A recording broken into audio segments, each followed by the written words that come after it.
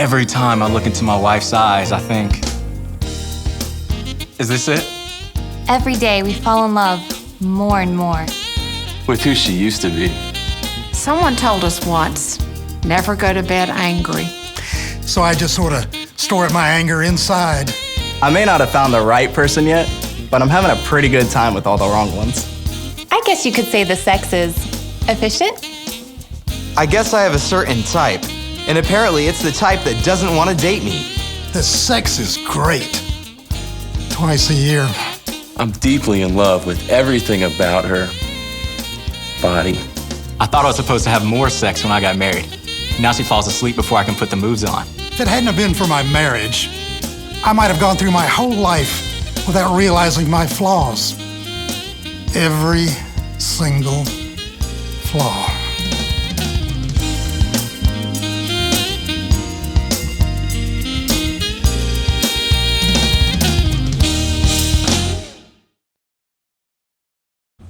Somebody up here, and I'm one of the pastors here at Focus, and that video is just messed up. Every single time I watch it, I'm like, that is messed up. But here's what I do know is that many marriages are living just like that. But that's not the way the marriage is meant to be. So we're in a series today called Meant to Be, because we want to learn how God meant our marriages to be. Come on, right? Well, the great news that I have for you today is that we have an amazing guest that's been here all weekend long doing our Forever Conference, Pastor Christian and Alex. And I just want to say, guys, you are in for a treat today. I want to encourage you, do not just lean back and be a passive observer. You want to be able to lean in, be an active participant, get your phone out, get your talk notes out, because there is a ton of content to make your marriage work. Let's go. Give it up for Pastor Christian.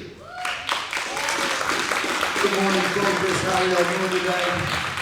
I'm going to try and say, they told me I have to stay in this box this service. They said you kept walking out of the camera. You walk too much. I'm just a little hyper sometimes. Come on, hyper people in here. You just got a little moose. Second service, they told me you were the rowdy service. Yeah, I got some. Oh, wow, yeah, you guys are. That was more than I got from the first service. That's impressive. Come on, hey, marriage. I love this whole series Meant to Be. Because the video that they showed, sadly, was true. Oftentimes, marriage is not maybe what we thought it was going to be. I'm here with my beautiful wife, Alex. Mama, would you stand up? This is Alex, my Asian princess. I call her because her dad's Japanese. And then her mom's Cajun. I'm Cajun and Mexican. I'll have you know I'm the tallest Mexican in the world. So that's, yeah, no, I go down to downtown Houston and stand in the Hispanic Heritage Museum once a month just so young Mexican kids can look at me and just go, maybe one day. Maybe I might get there. I don't know. That's not true. I don't do that, but I just... Hey, this is my family. This is my son, Eli, who's 7, my daughter, Finley, who is 4, and my daughter, Shiloh, who is almost 2.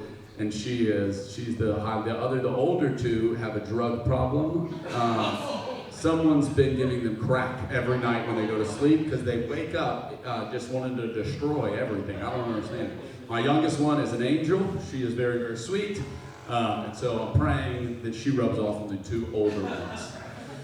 I am from, I'm a Cajun. I'm from South Louisiana, from Lafayette, Louisiana. I moved to Houston 2 years ago to plant a church, Valley Rise Church, and we are having so much fun doing it. But I'm so glad to be here with y'all today. Y'all have the best pastors in the world. Y'all give it up for your pastors.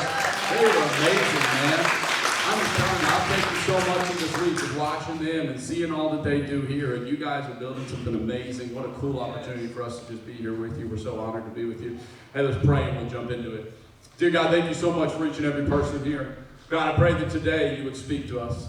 God, speak to us like only you can. Bring revelation to our hearts and minds, God. Open the eyes of our heart. Let us see, God, as you see. Speak things to us that are going to transform us from the inside out, God. I pray that it would be your words and not mine. God, let us grow more and more every day to look like you. I pray that today we leave here a little better than we came in the door, God. I pray that we leave here closer to you and closer to each other. Bless our time together. In Jesus' precious name, amen and amen. How many of you got married and it wasn't what you thought it was? It was a little different than maybe what you expected it to be. Remember those first few years of marriage? Maybe you're in your first year of marriage, and man, it seemed like at times we were just fighting not to quit. You're just going like, okay, I'm not going to quit marriage because divorce is not an option. I will murder them before I leave this marriage. I am not getting divorced. And you just so into it. I remember calling my dad probably 6 months into marriage. My dad's a pastor as well. And called him and said, Dad, it's not supposed to be like this. There's no way. He said, well, what do you mean? I said, it's like she's killing me, Dad. It's like she's stabbing my spirit with herself.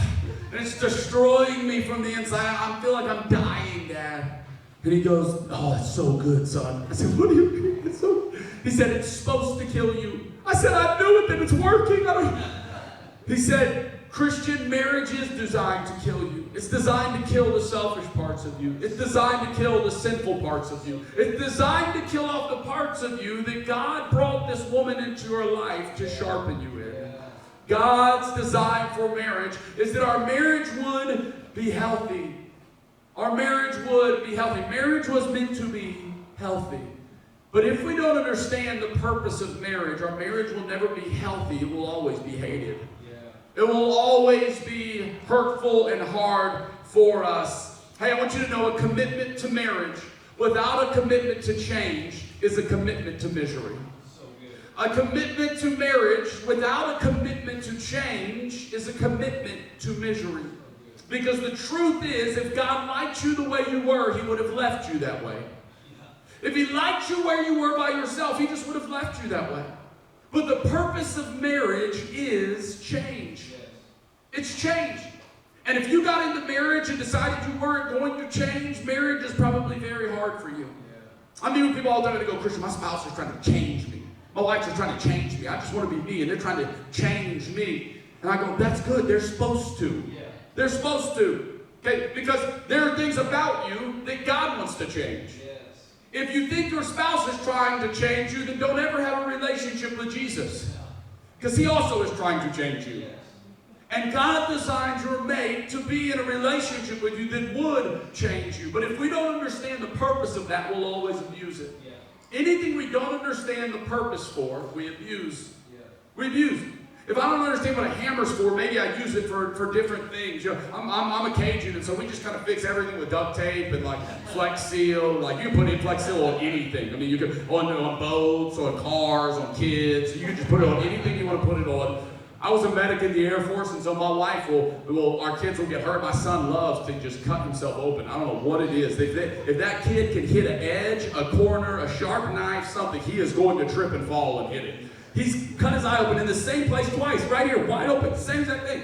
And you wouldn't even believe, it is unreal how he hurts himself. Like, we have a sliding barn door, the sliding barn door. And one day he walks in and jokingly goes, I'm moving out, and slings this barn door. And God was like, I'm going to teach you to be disrespectful. That door slid, jumped off the hinges. It's standing straight up, and I'm watching it. I'm like across the room watching it. And he dives because now the huge door is starting to fall. And he dives in the exact direction the door fell. And the door falls and hits him right on the eye, cuts him wide open again. When he stands up bleeding, I'm like, you ain't going nowhere, sucker. To your room and get the Flex Seal, because we ain't going to the hospital. But Flex Seal will fix anything. If you don't understand the purpose of these things, you'll abuse them. If I don't understand what a hammer's for, I'll use it for anything. If I don't know that Flex Seal's not supposed to go on my children, I'll use it on anything. Anything I don't understand the purpose of, including marriage, I will abuse it. The purpose of marriage is change. And if you're fighting against change, you're fighting against one of the things God intended to grow you. Number one, I want to give you 5 principles of a healthy marriage today. 5 principles of a healthy marriage. Number 1, understanding the purpose of marriage. Understanding the purpose of marriage. Hey, I want you to know the purpose of marriage is that God loves you so much that He created a mate for you to reflect His love to you for your entire life. God created your mate. He loves you so much that He created your mate and gave them to you to show you how much He loves you through them. Sometimes I know what you're thinking. I think the devil created my spouse then. Because she sometimes shows me how much she hates me. I feel like that at times. Maybe it's because you've been pushing against the change. Maybe it's because you don't understand the purpose of marriage. Marriage is a lifelong process designed to teach you to see the needs of another person as more important than your own. Marriage is a lifelong process that teaches you to see the needs of another person more than I see my own needs. The whole idea of marriage is that God fashioned and formed someone for you to reflect his love to you. My love for my spouse is not predicated on how good or how bad she is. My love for my spouse is predicated on my love for Jesus. And I'll never forget the moment that my sweet wife said one of the most profound, impactful things I've ever heard in my 33 years on this earth. She looked at me, and after a rough time in our marriage, I know oftentimes people see us and go, y'all are so cute, if you have a marriage like that. I want a marriage like y'all have. And then I look at them and smile and go, you don't know what you're asking for, because you don't know what it took to have this marriage. And the reason we have this marriage is because we were willing to do and go through a lot of stuff that a lot of people probably wouldn't be willing to go through. And 2 years into marriage, when I walked away from our marriage for someone else, that God got a hold of me and snatched me and pulled me back. And after a year sitting across the table from her, looking at her going, I don't know how you could love me again. I don't know how you could treat me the way you treat me. I don't know how you could be as good to me as you are. You are like a way better human being than me. And she looked at me and she said, Christian, the way I love you is between me and God. It has very little to do with you. The way I love you is between me and God. It has very little to do with you. What was she saying? She's saying, I love you the way I do because I love Jesus the way I do. The purpose of marriage is reflecting the love of God to your spouse. God designed your mate so that they could be a constant reminder of how much he loved you. But until we see our mate that way, it will always be conflict. Hey, I want to ask you a question.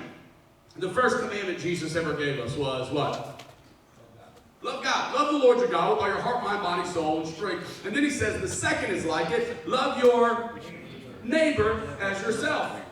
Jesus stands before the Sadducees and the Pharisees and all the religious people. They ask him, what is the most important commandment? And in the Jewish law, they've got over 600 laws that they have to follow. So they're asking Jesus an almost impossible question. Which of these 674 laws are the most important one, Jesus? And he says the most important one is love the Lord your God with all your heart, mind, body, soul, and strength. And the second is like it, love your neighbor as yourself. If you do these two things, all of Scripture is summed up in these two commandments. Hey, let me ask you a question. Who is your closest neighbor? Who is your closest neighbor? Anyone? It's not a trick question. You share a bed with them, maybe a sink, I don't know, a toilet. Your spouse. Your mate is your closest neighbor. Mark 12:30. And you should love the Lord your God with all your heart, all your soul, all your mind, and with all your strength. This is the first commandment. And the second like it is this. You shall love your neighbor as yourself. There is no other commandment greater than these. God calls me to love my neighbor as myself. And if my closest neighbor is my mate, that means I have a commandment from God to love them the way I love him. Your marriage is a lab for learning how you love Jesus. Your marriage is a lab to show you how to love Jesus. And here's the truth. If you can't love your mate as yourself, you can't love a perfect God either. If I can't love a perfect God who's never failed me, never let me down, never done anything wrong, I mean, how am I ever going to love my mate with my whole heart? Who can hurt me? Who can let me down? Who can give me reason to question? My marriage is a lab for how I love God. And unless I love a perfect God with all my heart, I am incapable of loving an imperfect person with all my heart. It requires me to love God with all of my heart so that I can love my mate with all of my heart. I can never do this if I don't have this right. Number 2 is understanding my mate is my closest neighbor. Understanding my mate is my closest neighbor, and I have a biblical mandate to love them like I love God. To love them like I love God. Love them in spite of themselves. Paul says this in Ephesians. He says, wives, submit to your husbands as unto the Lord, and husbands, love your wives as Christ loved the church. And oftentimes people will say, well, that means I'm supposed to lay down my life for them. And I believe it does mean that. That means I'm supposed to sacrifice, protect them. And I believe it does mean that. But I believe Paul was speaking to a deeper principle when he said this. I believe that he was speaking to the concept of loving your spouse in spite of themselves. What does that mean? It means, how does Jesus love the church? On our worst day, he loves us the same as he does on our best day. When you deserve it this much, still you don't deserve it at all. He loves you just as much on the day you did everything right, read the Bible, praised him all day long, prayed and did everything you were supposed to do, became a Saints fan because that's the Lord's football team. You did all of that.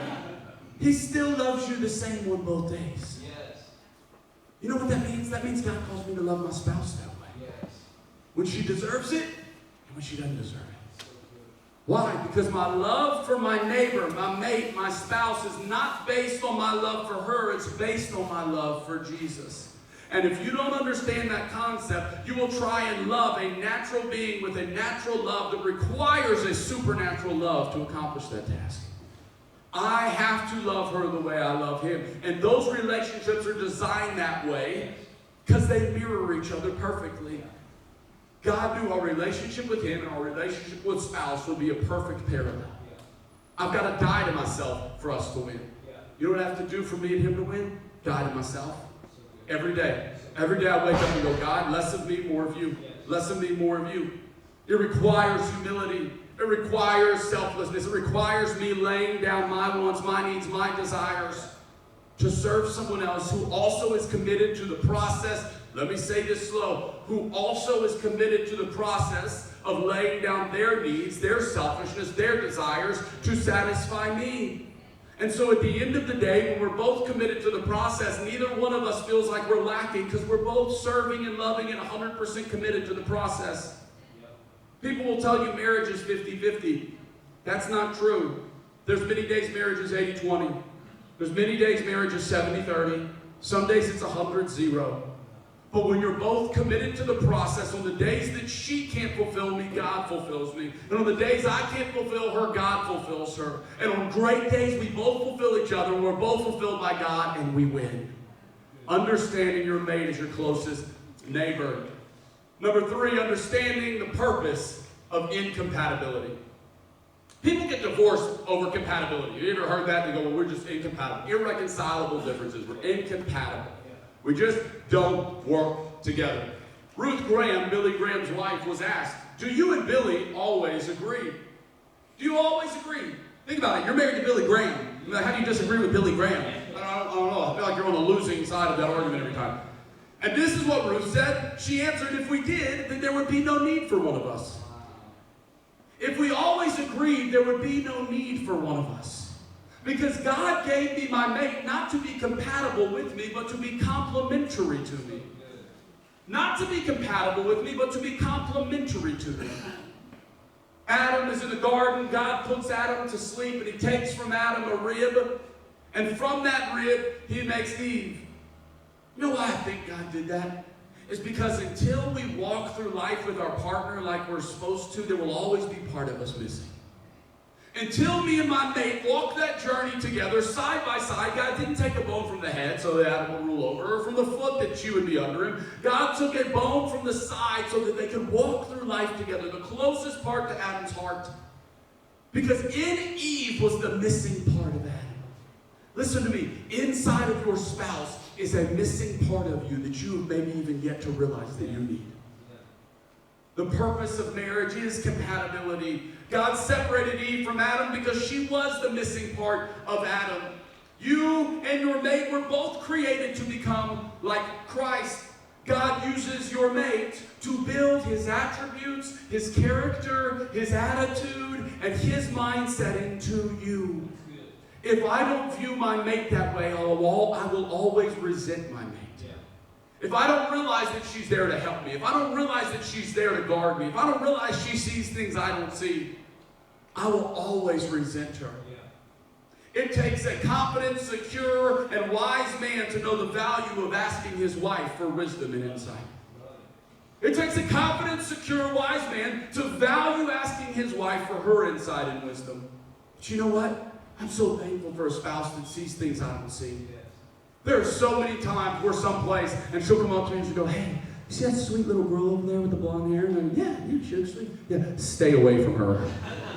Well, why? She seems like a nice lady. Because mama sees things that you don't, stay away from her.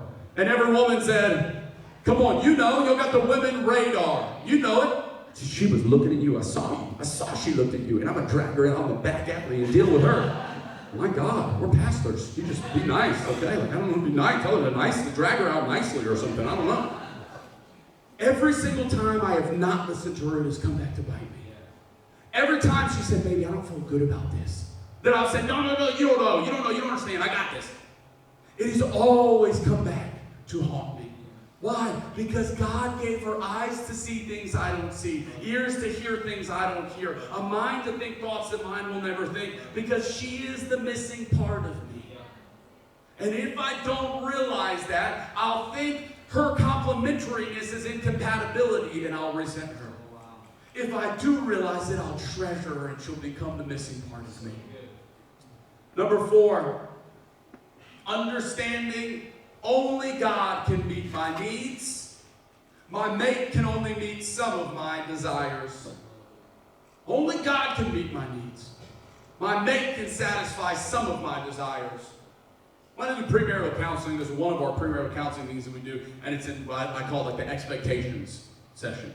And so I tell them, hey, let's talk about some expectations you have for marriage. And they go, well, why? We're both this, we're so much like my best friend. Why? Everybody says the same thing as my best friend. You don't know, Pastor. You don't counsel couples like us because we're best friends. We're just BFFs. We've been together so long. I'm like, oh yeah, that BFF, you're about to HFF, hate that friend for life if you don't figure this out, okay? And so they'll go, what expectation? I'll go, okay, let me ask you, who's going to do the dishes? And they both go, them? Yeah. And you go, and who's going to do the laundry? And they both go, him, her. You go, and how many times y'all going to be intimate together a week? And the guy says 10 and she says 1. And they look at each other and I go, and this is why we need to talk about expectations. Because we go into marriage with expectations that our wife can fulfill things that God can only fulfill inside of us. We go into marriage with expectations of unconditional love. They're never going to leave me. They're going to love me all the time. When I wake up in the middle of the night and my breath stinks and I'm on their side of the bed, they're just going to be like, this is so sweet. Take all of my side of the bed. It's yours. No. Unconditional love. We go in with an unconditional acceptance. They don't care if I get fat. They love me for me. No. When I don't work out, she looks at me and goes, hey, it's been a while since you've been to the gym. I'm like, it's funny. I just spelled gym Chick-fil-A, which is the same thing. I just got a spelling issue. I need her, but she will never accept me unconditionally. Never abandon me. We're going to be in this for life. Me and you for life. We got this. Never, nothing can separate us. We go into marriage with ideas of unconditional love, unconditional acceptance, and that they're never going to abandon us. And you know what the truth about that is? Only God can do those 3 things. Only God will love you unconditionally. Only God will accept you unconditionally.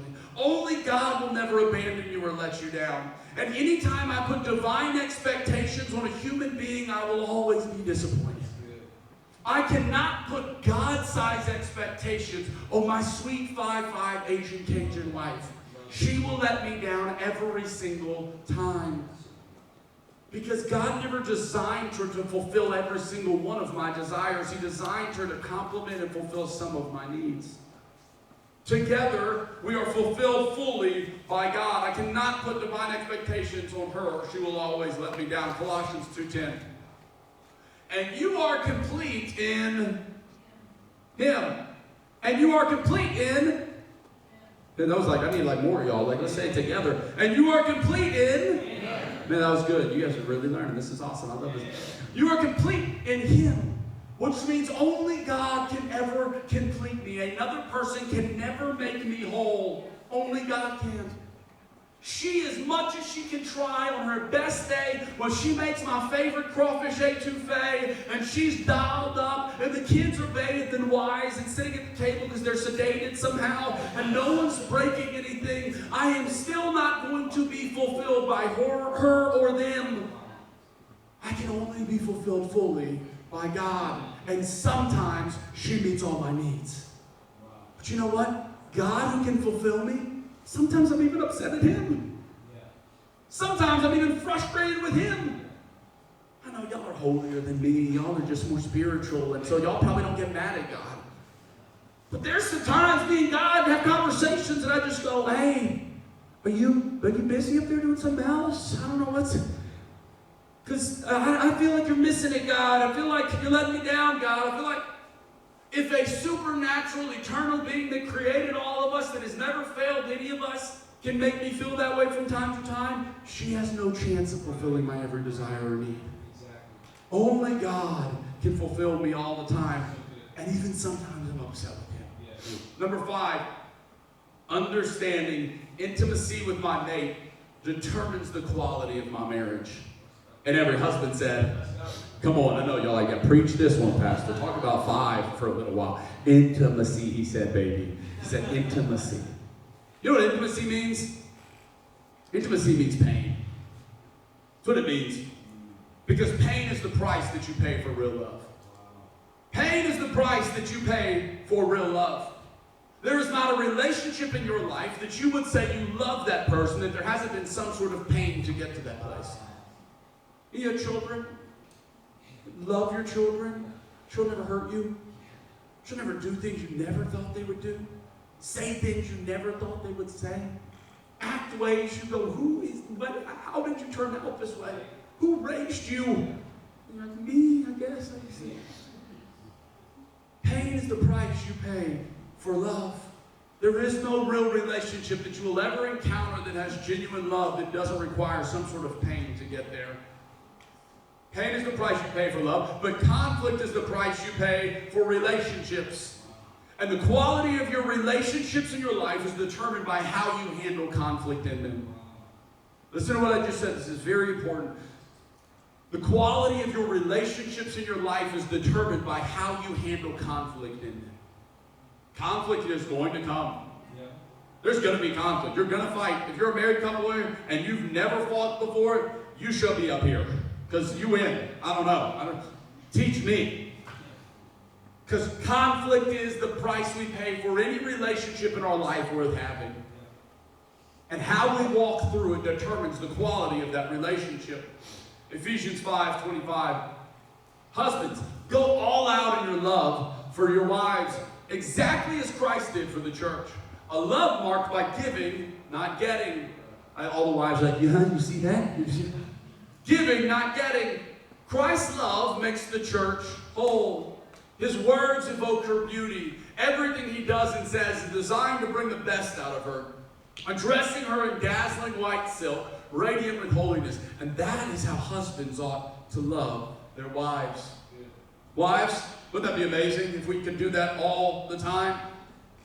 Wouldn't that be amazing if we fulfilled that all the time? Our intimacy would probably be a lot better than maybe it is now. But hey, I want to tell you this. Life is not about life is 100% about relationships and not our accomplishments in it. It is about relationships, not our accomplishments. And I know a lot of accomplished people that are lonely because they've never figured out how to have real intimacy and relationships. I know a lot of people who are very accomplished that would give anything to learn how to have a successful, healthy marriage. Because life is about relationships, not accomplishments. And what does it take to have real, genuine relationships? It takes intimacy. You know what intimacy is? Into me I see. That's what it says. Any counselor you sit with will tell you this. Intimacy is into me I see. That means I've got to know me fully before I can ever know her fully. And within marriage, God has created an opportunity for us to develop true intimacy and authenticity with another human being. Another human being that, hey, let me tell you this. You picked him. You picked him. On your worst day when you go, what is wrong with them? I'm calling your mother because I can't. Did you raise this child? Who raised this child? Who picked this person? Oh, that was me. I picked you. And my marriage is an opportunity for us to develop true intimacy and authenticity with someone who I can trust. Intimacy is into me, I see. Hey, I want to tell you, God wants intimacy with you. wants intimacy with you. Because the same things it requires for me to have intimacy with God and intimacy with my wife are the same things that it requires for me to grow. What is that? It requires selflessness. It requires me laying down my desires and needs, my wants. It requires humility because your spouse has seen you naked. It requires this of us. It requires vulnerability. It requires trust. It requires these things, whether it's my relationship with God or my relationship with my spouse. Those things are required for me to have true intimacy. And if those things aren't there in your relationship, then you probably don't have true intimacy in them. It requires me to lay down myself for intimacy. God wants intimacy with you. Men, we want intimacy with our wives. Husbands, let me tell you this, and I covered some of this weekend, but I just want to give you this little snippet and go home and think about this and let it destroy your whole life. If your intimacy with your spouse is not what you would like it to be, I want to tell you this. Emotional connection is the key to unlock intimacy with your wife. Emotional connection is the bridge that women walk across to intimacy. Emotional connection. How are you really doing? Connect with my emotions. Connect with my heart before you connect with my body. And if you haven't connected with her heart, you probably haven't connected with her body in a while. If you connect with her heart, she will give you her body. If you don't, it will always feel like you're prying it out of a closed hand. Emotional intimacy is the bridge that women walk across for intimacy. Emotional connection is the bridge women walk across for intimacy. Men, we want intimacy with our wives. And I'm telling you, listen, from somebody who learned it the hard way, learn this and it will change your life. You want to get wild, men? You get crazy? Like when y'all were dating, you know what I'm saying? Like just honeymoon night, crazy. Get somebody take the kids out the house, crazy. Connect with her spirit. Connect with her heart. Connect with who she is in here. And you will be texting and calling me going, Pastor, you a genius. I don't know, how did we not learn this sooner? I am telling you the secret. It's the cheat code. Wives, you know what they want? They want emotional intimacy with us. They want emotional intimacy with us. Scary. It's hard. Guys, being vulnerable, scary. But if we can do that, then we can have true intimacy with our spouse. Parents, we want emotional intimacy with our children. We want to connect with our children. We want to be close to them. We want to hear their thoughts and their heart and their desires. All of us want intimacy because we were made for intimacy. We were created to be fulfilled by God and fulfilled by our spouse. There are needs I have that only she can meet. There are needs I have that only he can meet. And let me tell you this, your relationship with God is always a direct parallel to your relationship with your spouse. And I can say almost 100% without doubt, if your relationship right here isn't right, your relationship right here probably isn't right. Why? God designed it that way. He made it that way so that she can be a living reflection when we're doing it correctly of his love for me and my love for her. We can be a direct reflection of God's love for each other. They are direct parallels. And there's times, she knows me now. We've been together since she was 16. We've been married 10 years, been together 14 years. She knows me. And if we're not good, oftentimes she'll look at me and she'll go, have you spent time with God lately? Have you been praying lately? I mean, you seem a little off. And I'm like, first of all, mind your own business, okay? Second of all, maybe I haven't. It's been a busy week. Why? Because she knows if this is off, this is probably off. And God created it that way so that not only is she an accountability for me and his relationship, but he is an accountability for me and her relationship. God designed us to have intimacy. The band, you can come up as we close. You know, the truth about all of this is very simple. Your marriage is the greatest testimony that your children in the world will ever see. Your marriage is the greatest testimony that your children in the world will ever see. Some of you, some after the last service, people came out and said, Pastor, we've been married like 35 years, and this is like brilliant. Where did you get this wisdom? You know where I got this wisdom? From my parents who have been married almost 40 years. that I watched do it right, that I lived in the home with as they preferred each other, that I ate from the fruit of their marriage. And one day my children will be saying stuff that the people are going to go, wow, you seem really wise for a 20-year-old. Where did you get this wisdom from? The tree of sitting under a healthy, whole marriage that was operating the way God created it to operate. Your marriage is the greatest testimony that the world will ever see. Hey, let me tell you this, in the world we live in today, a healthy, whole marriage, a healthy, whole family is an oddity. It's rare. The world is looking for examples of people they can cling on to and go, this is right. Man, if we had this as an example, if I could have a marriage like that, why? Because it's rare. And God is looking for people whose marriages and their family can be a testimony to a hurting and broken world. Oftentimes, what it is that draws people to our church is not that I'm a great preacher. It's not that Alex is beautiful. It's not that we have a great worship team. It's not that we got great kids ministry. It's that we'll be out somewhere and someone will come up and go, I've been watching you and your wife. What? Y'all are like, I want a marriage like y'all's. What do y'all do? I could literally, probably 50% of our church is in there because they said, when I saw you and Alex's relationship, I thought, I want that. Whatever I got to do to get a marriage like that, I want to do it. And it drew them into a relationship with God because they quickly learned it's the only way to have a relationship like this. Why? Because my marriage is my greatest testimony to the world around me. My children will eat the fruit of my marriage. My grandchildren will eat the fruit of my marriage. Hey guys, listen, I know it can be difficult. I've been there. We've been separated for 6 months before. I've been kicked out of the house before. I invested wisely in a couch early on in marriage because I spent a lot of time on the couch in those first 2 years. We've been there. It hasn't always been this. I think sometimes people look at us and they go, man, if we could just have that. You can. Anyone can. Anyone can have it. You know what it requires? Die to yourself. Live to your spouse. Throw yourself 100% into your relationship with God and let your spouse reap the benefits and the byproducts of it. Anyone can have a marriage that's amazing. It takes a lot of work and a lot of emotional investment and a lot of dying to self and a lot of living to somebody else. But you know what? It's so worth it. It is so worth it.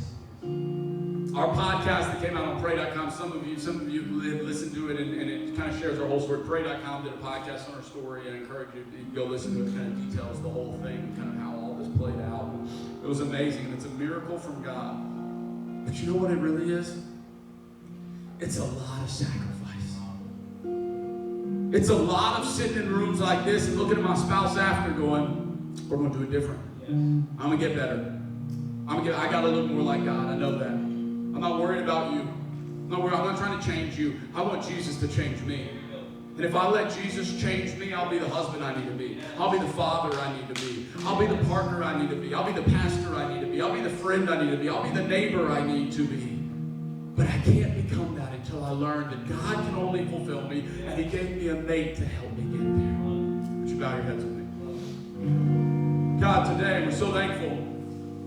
We're so thankful that you loved us enough to create someone for us to walk through this journey with called life. God, you didn't create them just to follow us. You created them to help change us, to help grow us, to complement us. God, your ways are so much higher than ours. And oftentimes, God, we can fail to realize the greatest gift you ever gave us is sitting right next to us. Jesus, today I pray for every marriage in here. I pray for just a fresh fire on them, God. A fresh intimacy. God, pour your spirit out on them, I pray. We rebuke every attack of the enemy that would come against marriage in our generation, God. Every lie of the enemy that would try and separate what you've put together, God. We want our marriages to be a testimony to a hurting and broken world. We want our children to reap the benefits of it, God. Today, I pray that we would begin to take the steps to have a healthy marriage. God, that your principles would dig deep inside of us and create something that only you could have created. God, today I bless every marriage in here.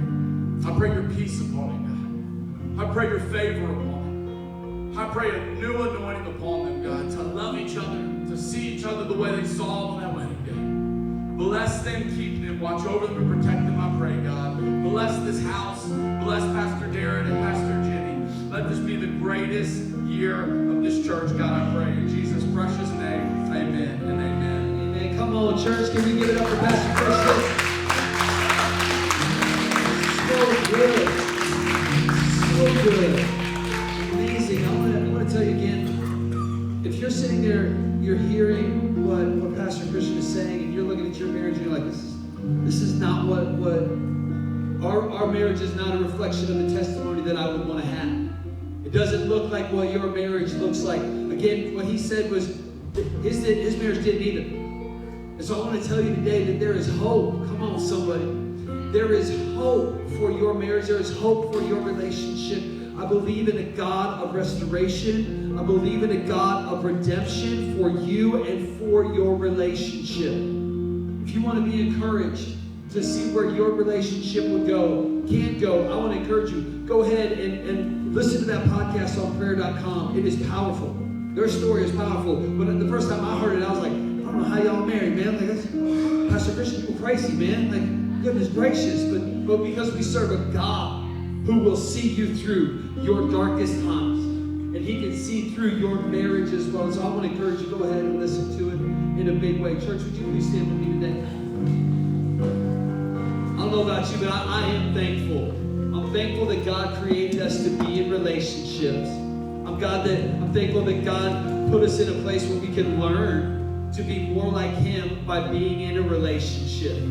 I'm so thankful for that is. And for those of you in here that are in a relationship, I hope that this has been powerful for you today. And those of you that are in here that hope to be in a relationship one day, that you're just like, I'm waiting for that day, I'm dreaming about that day, then I want to encourage you, take notes on this and live this out.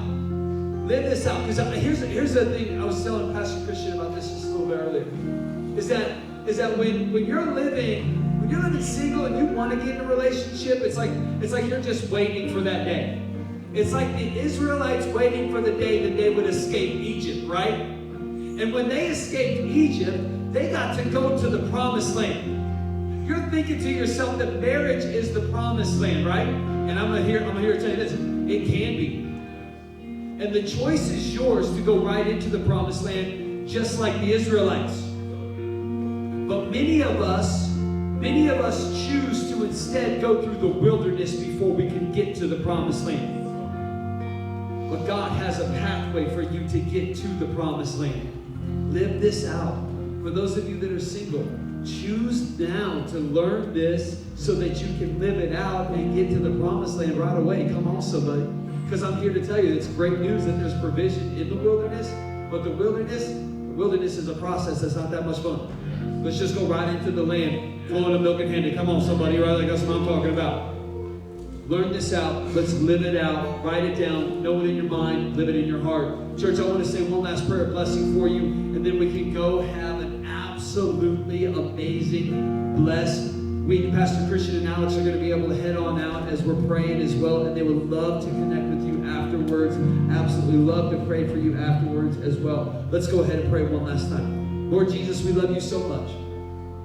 We are so thankful for your blessings, God, for your principles that you give us. And so today, God, I pray a special blessing over your people. I pray that you will bless them, Lord God. Their homes will be a blessing full of love, joy, peace, and of hope, God. I pray that you will bless our work and that everything our hand comes in contact with will find favor from you. We pray these things in Jesus' mighty name. Amen, amen, and peace out. Like you love me. Like you love me. Like you love me. Like you love me. Always something trying to steal my mood. My crazy thoughts trying to kill my